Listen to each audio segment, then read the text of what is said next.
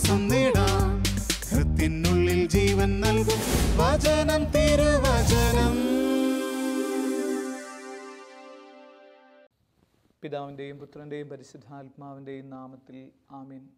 ഞങ്ങളുടെ രക്ഷ ആഗ്രഹിക്കുന്ന ഈശോയെ, അങ്ങയുടെ രക്ഷാകര ചരിത്രത്തിലേക്ക് പ്രവേശിക്കാനും അങ്ങയിലൂടെ ഞങ്ങളുടെ ജീവിതത്തിൽ ഞങ്ങൾക്ക് നഷ്ടപ്പെട്ടു പോയ സ്വാതന്ത്ര്യവും സമാധാനവും രക്ഷയും അവിടുന്ന് ഞങ്ങൾക്ക് ഈ തിരുവചന ധ്യാനത്തിലൂടെ പ്രദാനം ചെയ്യുമാറാകട്ടെ. രക്ഷയ്ക്കെതിരായി നിൽക്കുന്ന എല്ലാ ദുർശക്തികളെയും എല്ലാ മാനസിക സംഘർഷങ്ങളെയും അവിടുന്ന് അങ്ങയുടെ വചനമയച്ച് വിശുദ്ധീകരിച്ച് ഞങ്ങളെ പവിത്രീകരിക്കുകയും രക്ഷകനായ മിശിഹായെ അനുധാവനം ചെയ്യുന്നവരായി ഞങ്ങൾ മാറുകയും ചെയ്യാൻ അവിടുന്ന് ഞങ്ങളെ സഹായിക്കണമേ. പരിശുദ്ധ മറിയമേ, അമ്മ ത്രേസ്യയായി ഞങ്ങൾക്ക് വേണ്ടി മാധ്യസ്ഥം അപേക്ഷിക്കണമേ. ആമേൻ.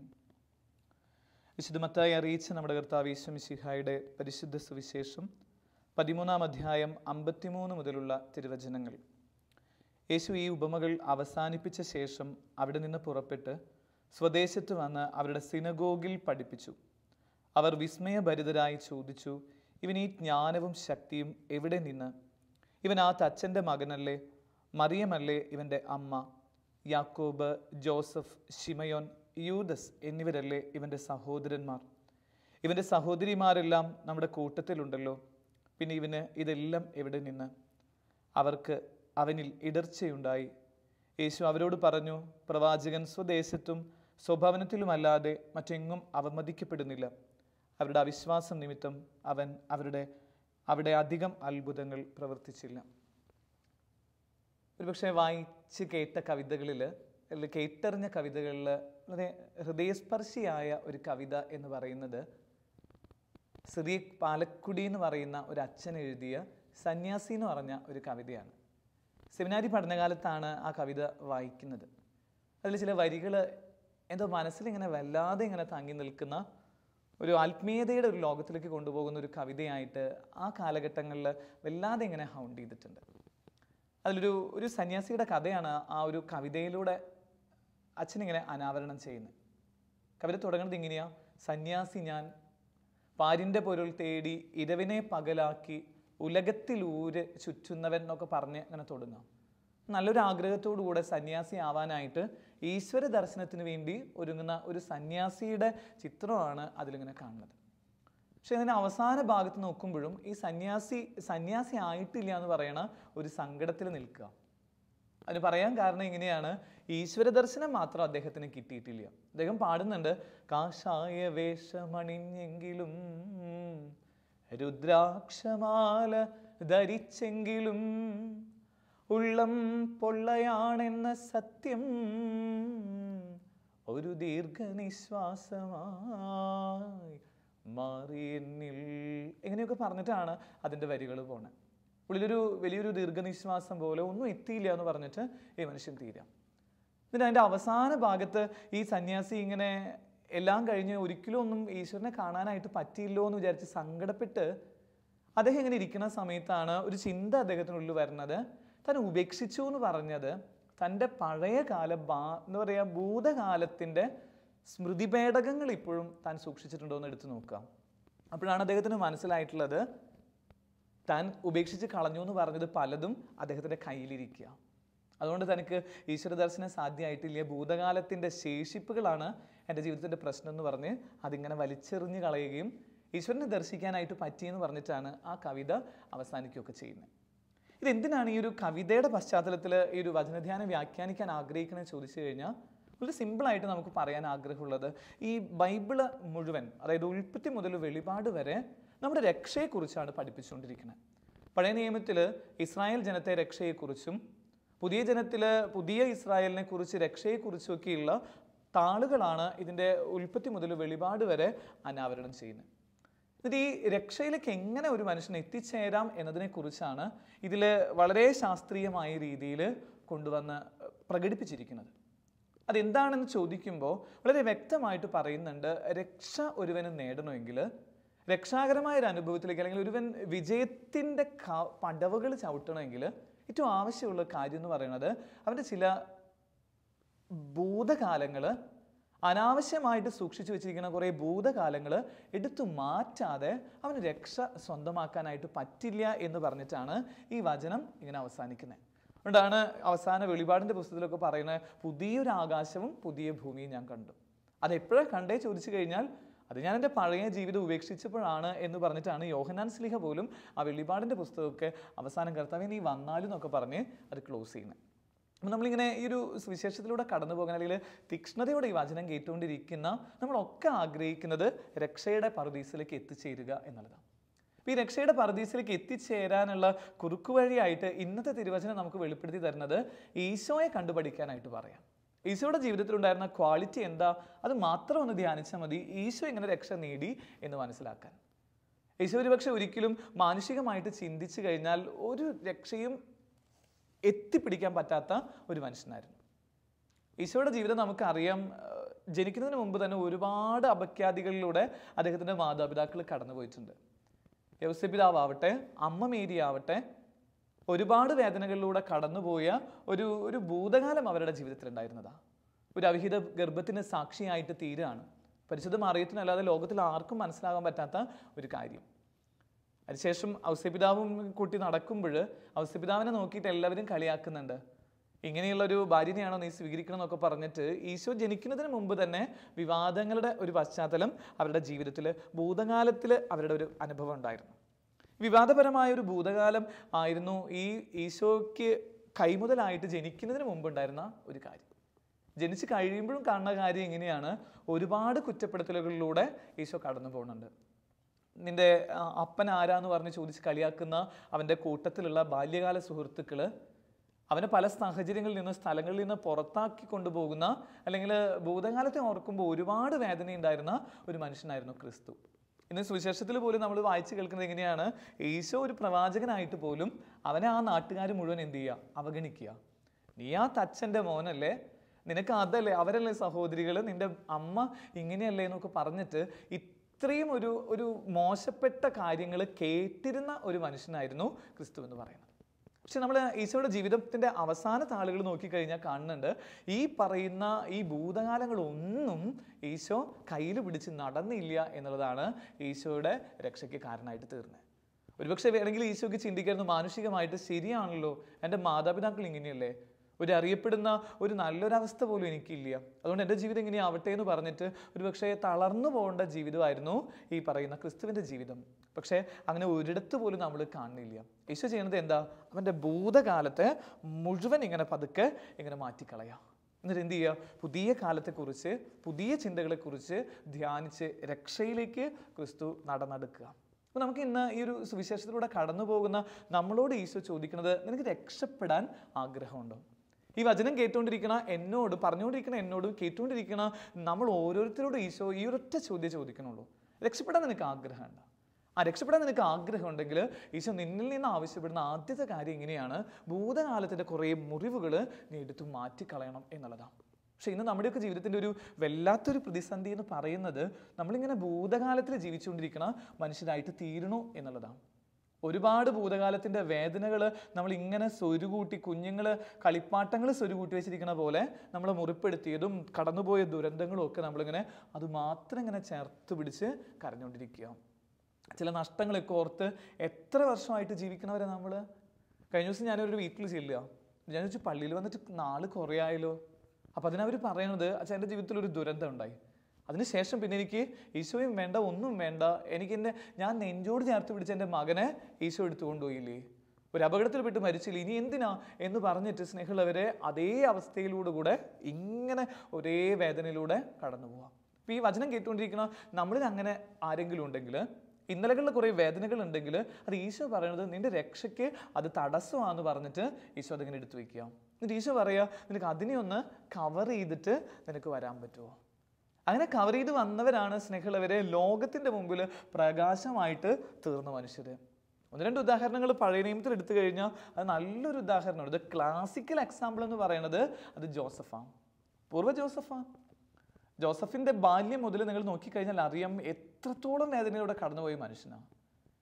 എത്രത്തോളം എന്ന് പറഞ്ഞാൽ സ്വന്തം സഹോദരങ്ങൾ കൊണ്ടുപോയിട്ട് പൊട്ടക്കിണറിൽ കൊണ്ടുപോയി തട്ടിയിടുന്നു, അവിടെ നിന്ന് എഴുന്നേറ്റ് വന്ന് രക്ഷപ്പെടാനായിട്ടൊരു കച്ചിത്തുരുമ്പ് പോലെ കിട്ടുന്ന സമയത്ത് അവിടെയുള്ള ആ ഒരു ഫറവോയുടെ ഗ്രൂപ്പുകാർ ഇവനെ നശിപ്പിക്കണ പോലെയാകുന്നു. പൊത്തിഫറിന്റെ ഭാര്യ പോലും ഇവനെ നശിപ്പിക്കുന്ന രീതിയിലേക്ക്, അല്ലെങ്കിൽ വേണ്ടാത്ത കഥകൾ ഇവനെതിരെ പറയണു. എത്ര പ്രതിസന്ധികളിലൂടെ കടന്നു പോകുന്ന ഒരു ജീവിതമായിരുന്നു. ഭൂതകാലം മുഴുവൻ അത്രയും വേദനയുടെ ഓർമ്മകൾ മാത്രമാണ് ഇവനുണ്ടായിരുന്നുള്ളൂ. തിരുവചനം പറയാണ്, ജോസഫ് പക്ഷേ രക്ഷ സ്വന്തമാക്കി. ഹൗ ഇറ്റ് ഹാപ്പൻസ്, എങ്ങനെയത് സംഭവിച്ചെന്ന് ചോദിച്ചു കഴിഞ്ഞാൽ ഉത്തരം വളരെ സിമ്പിളാണ്. ആ സിമ്പിൾ എന്ന് പറയുന്നത് ഇത്രയേ ഉള്ളൂ, ജോസഫ് ഒരിക്കലും തൻ്റെ പഴയ കാലത്തിലേക്ക് തിരിച്ചു പോയില്ല, പോസ്റ്റ്മോർട്ടം ചെയ്തെടുത്തില്ല എന്ന് ചുരുക്കം. ആ കഴിഞ്ഞു പോയ കാലത്തെ ഓർത്ത് ഇങ്ങനെ വീണ്ടും ഡയഗ്നൈസ് ചെയ്തും അത് എന്തുകൊണ്ട് അങ്ങനെ എന്ന് പറഞ്ഞിട്ട് റിസർച്ച് ചെയ്യാതെ ജീവിച്ച ഒരു മനുഷ്യനായിരുന്നു ജോസഫ് എന്നാണ് തിരുവചനം പറയുന്നത്. അതുകൊണ്ട് സംഭവിക്കുന്നത് എന്താ, ജോസഫിന് ഒരു മകൻ ജനിക്കുമ്പോൾ അതിനിടുന്ന ആദ്യത്തെ പേര്, മകന് കൊടുക്കുന്ന പേര് എന്ന് പറയുന്നത് മനാസെ എന്ന് പേരിടുക. What is the meaning of Manasseh? Manasseh എന്ന് പറഞ്ഞ വാക്കിന്റെ അർത്ഥം എങ്ങനെയാ? ഞാൻ എല്ലാം മറക്കുക. എൻ്റെ ചേട്ടന്മാര് എന്നെ തള്ളിയിട്ടതിനെ കുറിച്ചും അല്ലെങ്കിൽ എൻ്റെ ജീവിതത്തിൽ സംഭവിച്ച ദുരന്തങ്ങളെക്കുറിച്ചും ഞാൻ ഇനി ഒരിക്കലും never I remember my past histories. ഞാൻ എൻ്റെ പഴയ കാലത്തെക്കുറിച്ച് ഒരിക്കലും ഞാൻ ഓർക്കണില്ല എന്ന് പറഞ്ഞിട്ട് ജോസഫ് പറയാണ്, അതെല്ലാം ഞാനിങ്ങനെ മാച്ചു കളയാ.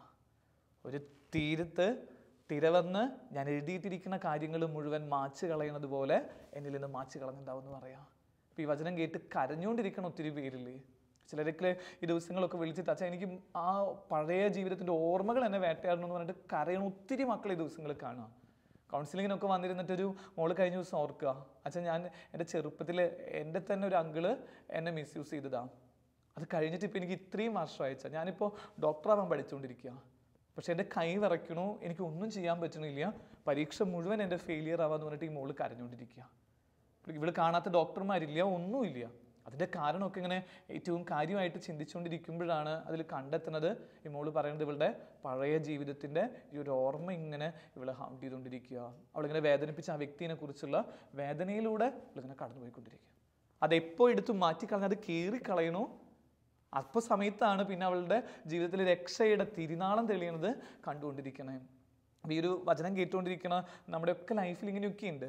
ആരൊക്കെയോ നമ്മളെ തട്ടിക്കളഞ്ഞത്, നമുക്ക് കിട്ടേണ്ട കുറേ ഉന്നമനത്തിൽ നിന്ന് നമ്മളെ ചവിട്ടിത്താഴ്ത്തിയത്, നമുക്ക് കിട്ടേണ്ട സ്ഥാനമാനങ്ങൾ അർഹിക്കുന്ന സ്ഥാനമാനങ്ങൾ പോലും ചിലരുടെ ചില ഇടപെടലുകൾ കൊണ്ട് നഷ്ടപ്പെട്ടത്, അതൊക്കെ വേദനയായിട്ട് കിടക്കുന്നുണ്ടാവും. പക്ഷെ ഇന്നത്തെ തിരുവചനം എന്നോട് പറയുന്നത് ഇത്രയേ ഉള്ളൂ, ഈശോ അനുഭവിച്ചതുപോലെയുള്ള വേദനയൊന്നും നീ അനുഭവിച്ചില്ലല്ലോ. ഈശോ ആ വേദനകൾ അനുഭവിച്ചത് പോലും അതിനൊക്കെ അതിജീവിച്ചതുപോലെ നിനക്ക് അതിജീവിക്കാൻ സാധിക്കുമെന്ന് ചോദിക്കുക. ജോസഫിന് രണ്ടാമത്തെ ഒരു മോൻ ജനിക്കുക. അപ്പോൾ രണ്ടാമത്തെ മോൻ ജനിക്കുമ്പോൾ നാട്ടുകാർ ചോദിക്കുന്നുണ്ട്, ഇനി എന്ത് പേരാ നീ ഇടാൻ പോണേ? അപ്പം അവൻ പറയുക, എഫ്രായിം എന്ന് പേരിടുക. എഫ്രായിം എന്ന് പറഞ്ഞ വാക്കിൻ്റെ അർത്ഥം എന്താ? അത് ഫലസമൃദ്ധിയാണ്. ഇന്നലെകളെ കുറിച്ച് ചിന്തിക്കാത്ത എനിക്ക് ദൈവം ഇങ്ങനെ ഇന്നിൻ്റെ സമൃദ്ധി നൽകുമെന്ന് പറഞ്ഞിട്ട് ജോസഫ് ഇങ്ങനെ ആത്മാവിൽ ഇങ്ങനെ സന്തോഷിച്ചുകൊണ്ടിരിക്കുക. അവൻ്റെ ജീവിതത്തിന് പിന്നെ ഒരു മാറ്റത്തിൻ്റെ തലമായിട്ട് അതങ്ങനെ തീർന്നു എന്ന് പറഞ്ഞിട്ട് ആ തിരുവചന ഭാഗം ഇങ്ങനെ തീരാം. എൻ്റെ മൂന്നാമത്തെ ഒരു കഥാപാത്രം പഴയ നിയമത്തിൽ എടുക്കുകയാണെങ്കിൽ തന്നെ അത് ആ ഒരു ലോത്തിൻ്റെ ജീവിതമാണ്. ലോത്തിനോട് ദൈവം പറഞ്ഞിട്ടുള്ള കാര്യം ഇങ്ങനെയാണ്, നീ പിന്തിരിഞ്ഞ് നോക്കരുത്. കഴിഞ്ഞ കാലത്തിൽ സംഭവത്തെക്കുറിച്ചുള്ള കാര്യങ്ങൾ ലോത്തിനോടും ലോത്തിൻ്റെ ഭാര്യയോടും പറയുന്ന കാര്യം എങ്ങനെയാണ്, അത് യു ജസ്റ്റ് ഫോർഗെറ്റ്, നീ അതൊക്കെ മറക്ക്. നിന്റെ നഗരം, നിന്റെ വീട്, നിന്റെ കുടുംബം, നിന്റെ സാഹചര്യങ്ങൾ, യു മസ്റ്റ്, നീ അത് ഉറപ്പാ. അതാ പറയുന്നത്, കൃത്യമായിട്ട് പറയാം, നീ അതിനെക്കുറിച്ച് ചിന്തിക്കേ ചെയ്യരുത്.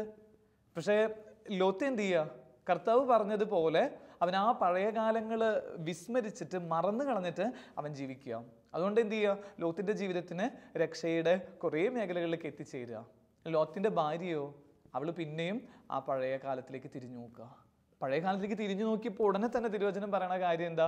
അതോടുകൂടെ ജീവിതം ഇങ്ങനെ ഒന്നിനും കൊള്ളാത്ത ജീവിതം പോലെ തകർന്നു പോയി എന്ന് പറഞ്ഞിട്ട് എഴുതി വയ്ക്കുക.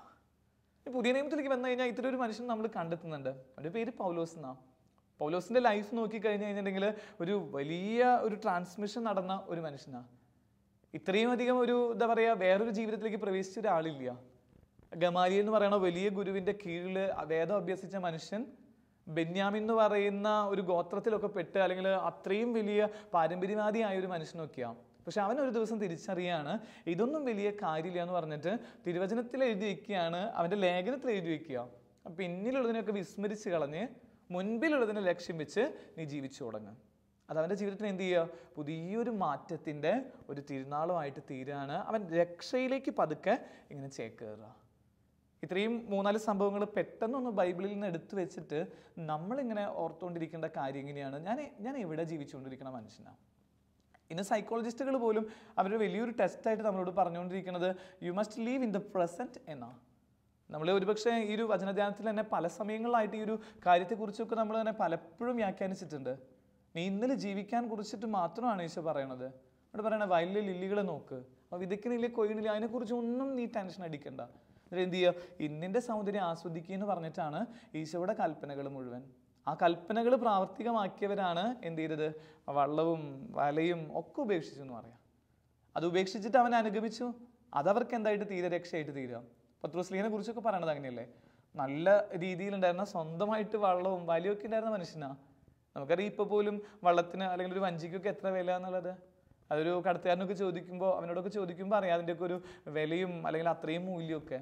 എന്നിട്ട് പറയുക അതൊരു പക്ഷെ നിൻ്റെ ഓർമ്മകളുടെ കുറേ ഭണ്ഡാരങ്ങൾ സൂക്ഷിക്കണ ഒരു നൗകയാണ്, അത് നീ ഉപേക്ഷിക്കുക. നീ പിടിച്ചിരിക്കുന്ന ഒരു മത്സ്യത്തിൻ്റെ വല, അത് നിൻ്റെ കുറേ ജീവിതത്തിൻ്റെ കുറേ അവസ്ഥകളുണ്ട്. അതിലൂടെ നിനക്ക് കിട്ടിയ കുറേ സ്വാർത്ഥമായിട്ടുള്ള കാര്യങ്ങൾ, നീ ശേഖരിച്ചെടുത്തിട്ടുള്ള കുറേ മുത്തും പവിഴവും അനാവശ്യമായ മത്സ്യവും അതൊക്കെ ഉള്ളൊരു വലയുണ്ട് നിൻ്റെ കയ്യിൽ. എന്നിട്ട് ഈശോ അവനോട് പറയാ, just leave that, just leave.